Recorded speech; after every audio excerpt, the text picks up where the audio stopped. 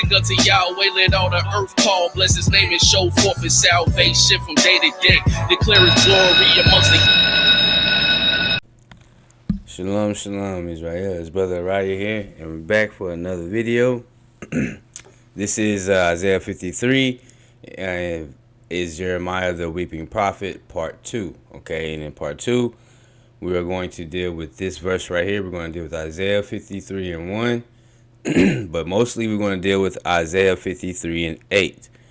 Okay, if you go on our YouTube channel and you see the videos, we go into the word Daro in Isaiah chapter 53, 7 and 8. But today we're going to talk about the imagery that is being used in some of the, in both Isaiah 53 and 8 and Jeremiah 11 and 19. Okay, so we're going to cover Jeremiah 11 and 19 right here and Isaiah 53 and 8. So first we're going to read Isaiah 53 and 8. And then we're going to read Jeremiah. He was taken from prison and from judgment, and who shall declare his generation? For he was cut off out of the land of the living. For the transgressions of my people was he stricken. Right? So Jeremiah was stricken for the transgressions of the people, right? It wasn't never said that he would bear the transgressions of the people, really, just he was stricken. Right? So we're going to deal with that part. Jeremiah 11 and 18. But I was like a lamb or an ox that was brought to the slaughter, and I knew not that they had devised devices against me, saying, let us destroy the tree with the fruit thereof, and let us cut him off from the land of the living, that his name be no more remembered. All right, so they wanted to cut Jeremiah off from the land of the living, which means from walking amongst society, being amongst society, so where he couldn't prophesy and scare the people. So they threw him in the dungeon, in prison, and in the pit. All right, so now we are going to go into the Hebrew of these things, okay? All right, so let's go ahead and pull up Isaiah 53 and 8 right here, right? And so the word we're going to look at is Nixar, right? Nixar. So Nixar, right? We have it right here. Nixar. And for he was cut off from the land of the living, right? And right here the word Nixar is used, right? It means one under duress. Okay? One under duress, sent under a divine judgment or sentence, right? And that's pretty much what Jeremiah was. If you read the book of Jeremiah, you see that the Most High put him under that divine judgment, right? He told Jeremiah that he was going to make the people a wall of fire, and they will rebel, and this and that, but not to fear the people, that he was going to save him and be with him. So it shows you right there that the Most High was pleased to do with the things that he did to Jeremiah as a symbol for his people to repent and turn back around, right? So we have that word right there. Well, in Jeremiah in 11 and 19. Okay, I think it's 18. We get 19. There's 19 right here. Right, we have the word Venik retinu, right? We will cut him off. Let me see where it is. Right here. Venik retinu. Right? Venik retinu.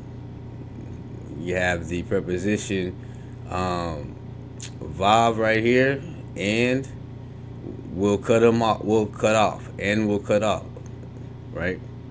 So right here you have we will cut him off from the land of the living. Okay.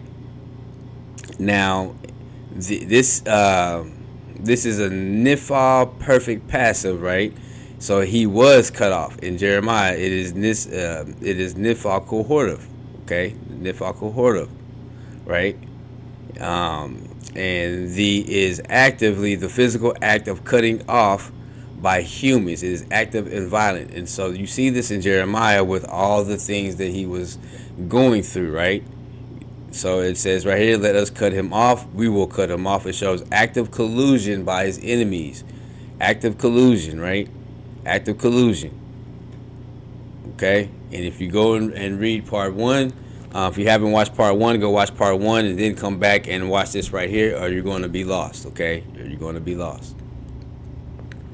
Okay, so we have Nigzar was cut off. Okay, like divine judgment, one under decrees, sentence. And if you read in Jeremiah, I think it's chapter 20:1, it tells you about the priest heard about his prophesying and what he said, and he went and he smote him and threw him into prison. Okay, and so they cut him off from society, like the living, right? So next we're going to go to verse 7, Isaiah 53:7. All right, and the imagery here is to slaughter, butcher, slaughter, sacrifice of violence. All right, and the idiomatic imagery is led to the slaughter. All right, it's led to the slaughter. Right, la taba right here. Right, la taba. Kasher la taba. Led to the slaughter. La taba. Led to the slaughter. All right, so he was led to the slaughter, and in Jeremiah 8:19, back in Jeremiah 19, it says it is to be slaughtered. Litva'ak.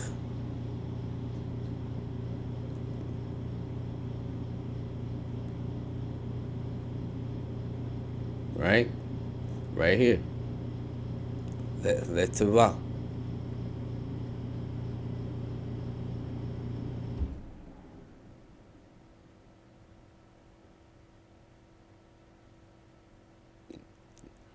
So litva'ak. Right here, to be cut off. To be slaughtered, butchered, and this is the infinitive construct. Okay? So you have one that is in the whole field construct, which is passive, casual, which is the passive casual, right? Letobah right here. Kasei letobah, casual, passive, right? So it's being done to the subject.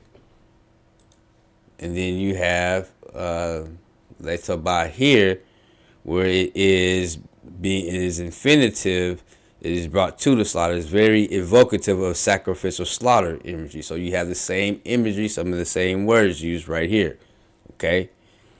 All right? Now, we're going to go back to Isaiah 53:7. Okay? And we are going to... where is it? Trying to find it. Where is it? You ball. Right here, your ball. Let's vak your ball, right? Let's bak your ball. Same imagery. It says that is led to slaughter. Your ball. This is like a lamb that is led to slaughter. Okay. Now this is also whole field, passive, simple, causative, and the is showing that the subject is being acted upon. Okay, is being acted upon. All right, because it is a whole field, passive, simple, causative. So it's showing that this subject is being described as a lamb. Okay, and he's being slaughtered or bruised or beaten. Okay. Now, when you go back to Jeremiah 11:19, right? 11:19, we have the word kekabez. Kekabez. Kikabez. Let me find it for you. Right here, kikabez. Kikabez alup. Right? Kikabez alup. Kikabez alup yilbal. Like a lamb, I was led to the slaughter, right? But this lamb here is showing a passive, not passive, but a tame, docile lamb, right? A tame, docile lamb.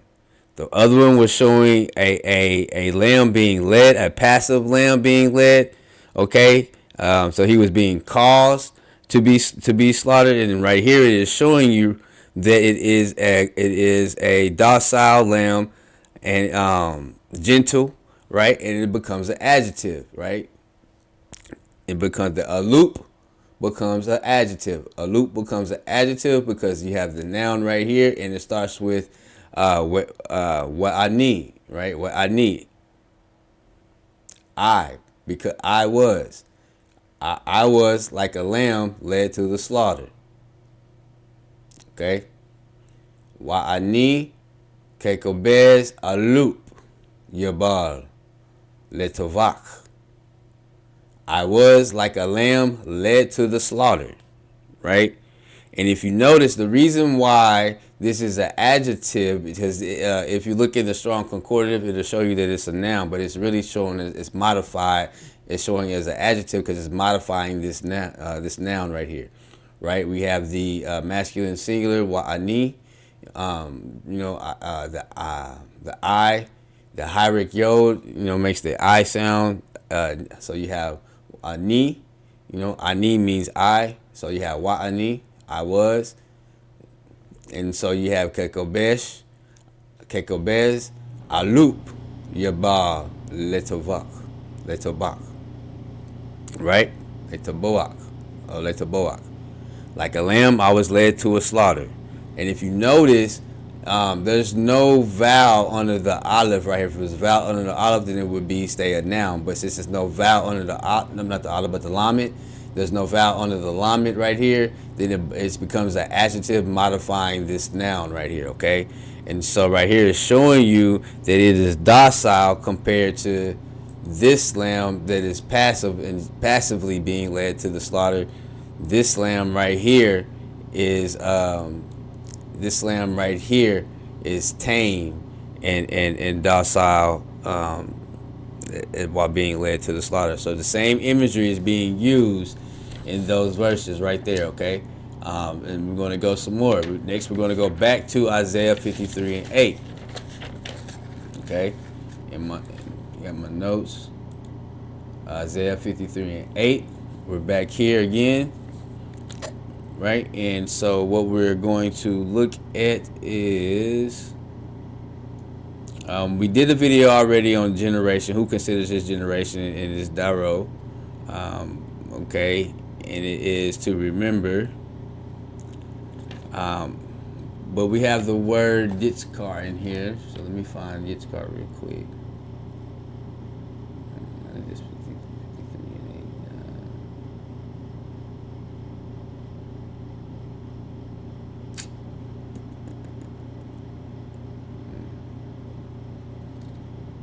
We have the word Yitzakir in here. He will be remembered in Jeremiah 18 and 9. That's what it is. Jeremiah 11 and 19. Yitzakir, what's that?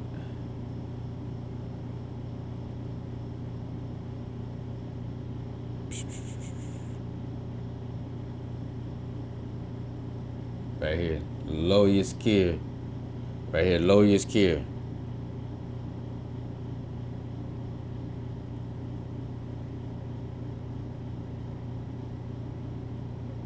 So we have Yoda's Kier. And then here we have Yisabo. No, wrong one. 3 and 8, we have Yisabo. Right here. Yeshaboah right here.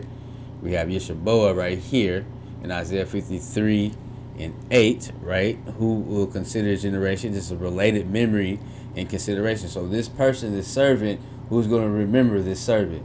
And if you go to Ezra 1 and 1, you see that they remember Jeremiah because they say at the beginning that the word might be fulfilled by the word of Jeremiah the prophet. When it says the word, that means prophecy. Okay, so you have the word Yisaboah, all right, which related to memory consideration. And then you have in Jeremiah 11 and 19, right, you have the word Yiskar, right? You have the word Yiskar. The word Yiskar. So Yiskar. And it means he will be remembered or be called to mind. Right? And like I said, you see that fulfilled in Ezra 1 and 1. And in fact, let's go ahead and get that real quick. Ezra 1 and 1. Let's get Ezra 1 and 1 real quick.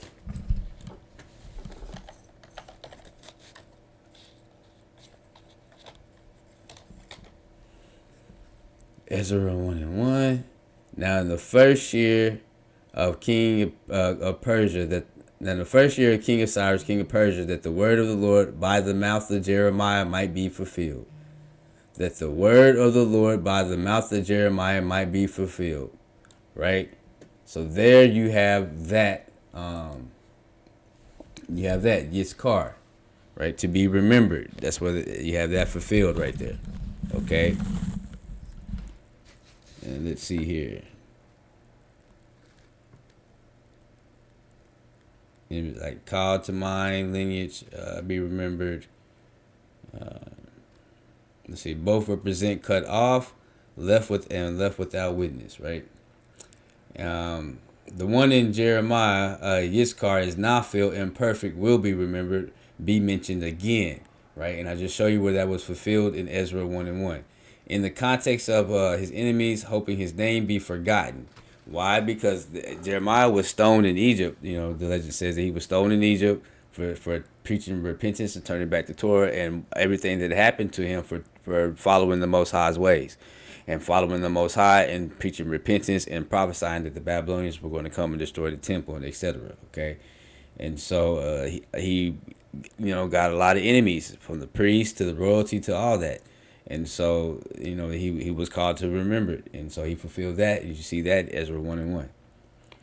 In Isaiah, the semantic field of consideration and generation is linked to this, right? It's not the same verb form, but it's linked to it, though, right? Okay, just wanted to put that in there. Now we are going to go to Isaiah 53 and 1, right? Let's see here. And the word we're going to look at is niglata, right? Niglata, right? You have al mi niglata, yude wahe al mi niglata, right? Niglata.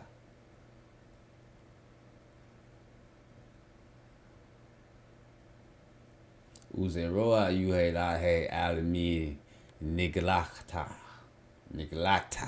right? Means to make known, comes from the root. Comes from the root yod dalit aleph. Yod dalet not aleph, yod dalet ayin, right? Yod dalet ayin, and it means to make known, to perceive, to declare, right?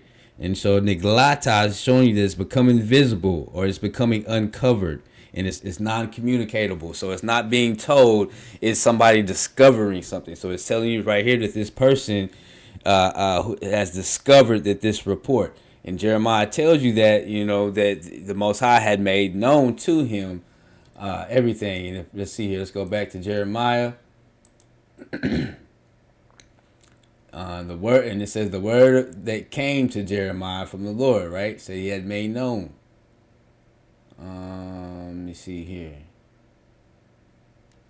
What does he say? Verse 18, right before 19. And the Lord hath given me knowledge of it, and I know it. Then thou showest me their doings, right?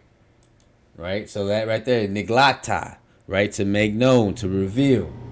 Okay? So who has made known or revealed, but not told, but made revealed through the Hokmah, through the Spirit. That was the Most High in Isaiah. Isaiah told you that he made known, further fulfilling and showing you that he is this servant. Okay? And it says, who has believed our report? To whom has the arm been revealed?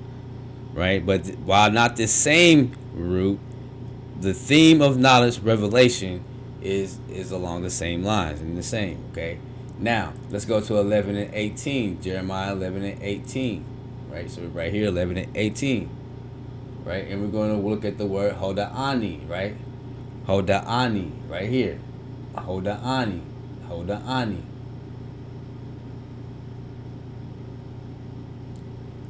Way yud hey. No, what is it?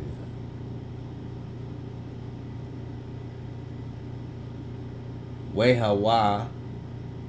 Yeah, way hawa hoda'ani. Right? Hoda'ani comes from the root word yod and dalit. All right, this is in the Hifil form, meaning he made known he made known to me, or he caused me to know. Okay, so both of the things that I just showed you in Isaiah 53:1 and Jeremiah 11:18, both involve disclosure of a hidden reality. All right, and it's not being told through a speech. Okay, it's like discovering and being made known um, through divinity. Okay, or through just yeah, that's yeah. All right, so Hodiani is a Hefil perfect causative. He caused me to know. In Isaiah, the idea of revelation is more idiom or metaphorical, which is revealed his arm. Right, it's not the same verb, but conceptually, it's the shared semantic territory. Okay, so that's wanted to let you guys know that right there. Okay, now to sum this up, so in Isaiah, the cutting off is part of the servant's destiny, passive. In Jeremiah, the enemy's plot to cut him off is active and cohortive, showing the different perspectives on the persecution that the servant will receive. So one is showing that it's prophesying and showing that the servant will go through this, and then Jeremiah is showing you that the servant is going through these things cohortively and actively, right? And you have the lamb imagery, which I just showed you, which led to the slaughter, is a very direct parallel. Okay, I just showed you how it is with the grammar, through the grammar. Okay, the only difference is Jeremiah's lamb is aloof, which is tame and a docile lamb, emphasizing innocence and lack of resistance, which shows that he was, the theme of Isaiah 53 servant being innocent and not doing any deceit or harm in his mouth. Okay. And the root word of Yiskar, which means remember or recall, ties into both texts concerning with legacy, Isaiah's servant being not esteemed, and Jeremiah's enemies hoping his name be forgotten, but he trusts in his vindication. Okay. Then you have the knowledge of revelation, the Hodiani, which has the customer root word Yod Dalit. The root's use in Jeremiah underscores prophetic revelation, while in Isaiah there's an idea that God's art is revealed to someone. And I showed you how in part 1 how it was revealed to Isaiah. All right, and so that there is a considerable overlap, and some lexical, which I just showed you the lexical overlap just now. But the thematic one is definitely overlap. Okay, and if you go and watch part 1 video of this series, then it will be the undeniable proof. Now we're just going into the grammar.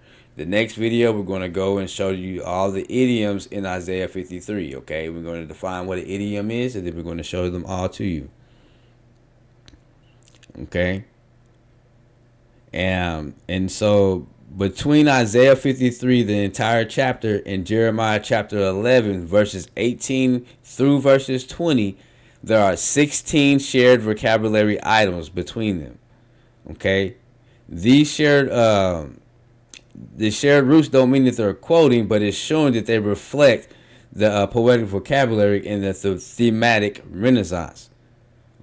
Now, some roots may have different benaim, which is verb stems, but the grammatical behavior and voice aspect is kind of along the same lines, and it is almost the same. Okay, so you can see the same suffering servant with the weeping prophet. So part 3, video 3, we will go over the idioms. Video 3, we're going to go over the suffering servant songs in Isaiah and show you how Jeremiah fulfilled the actions in those things too as well. All right, and so then part 4 we'll go over the idioms, and then I think that may be a part 5, or part 4 may be the last one.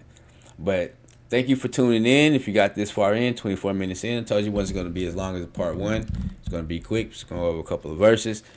And so be on the lookout for part 3.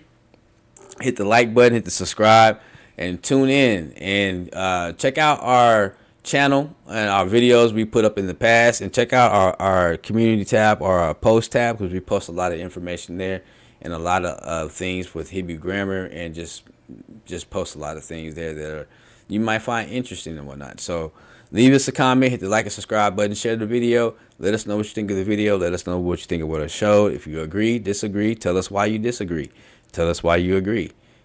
And to the next video, shalom shalom, mispachot and lehiturot. Peace and blessings.